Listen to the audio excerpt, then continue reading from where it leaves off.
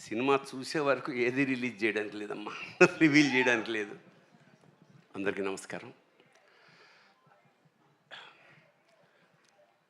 కమల్ హాసన్ గారి సినిమా మరో చరిత్ర దీపక్ మహల్లో చూశాను ఇక్కడ. ఆ చూడడమే ఒక అదృష్టం. అలాంటి నుంచి ఆయనతో కలిసి యాక్ట్ చేయడం అనేది నా పూర్వజన్మ సుకృతంగా భావిస్తున్నాను.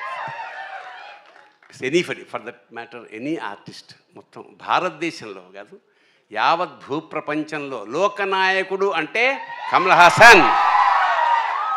That's all. అంటే ఒక క్యారెక్టర్ కోసం ఆయన తీసుకునే శ్రద్ధ, commitment. So he transforms into a character. That is the greatness of Kamal Haasan. చరిత్ర మనకి బంగారు పుటలు చరిత్ర రాయాల్సి వస్తే కమల్ హాసన్ కోసం ఒక పేజీ కాదు, ఒక పేరా కాదు, ఒక బుక్ రాయాల్సి వస్తుంది.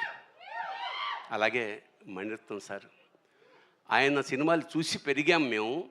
ఆ క్రమంలో నాకు అద్భుతమైన అవకాశం మిస్ అయింది ఒకప్పుడు. రజనీకాంత్ గారి సినిమా ఒకటి. తర్వాత అంటే ఆ వేషానికి నువ్వు అంతా చెక్ చేసిన తర్వాత నువ్వు సూట్ కావు, ఈ క్యారెక్టర్ ఏజ్ సరిపోలేదన్నారు. తర్వాత after a very long 30 years నాకు పొన్నియిన్ సెల్వన్లో స్క్రిప్ట్ రాసే అవకాశం వచ్చింది తెలుగుకి. So that was a very great opportunity. అప్పుడు నేను అడిగామాట మణి గారిని, సార్ ఎప్పుడో సినిమా మిస్ అయిపోయింది సార్, ఒక్క షార్ట్ వేషం ఏమన్నా ఉంటే ఇస్తారా అంటే నవ్వాడు. అంటే ఇవ్వనని అర్థం.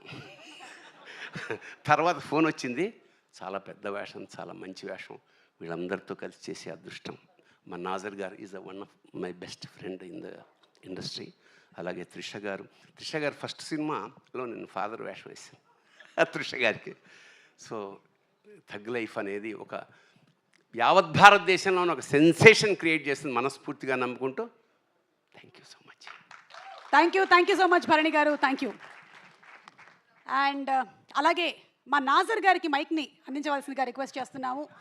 నాజర్ గారు.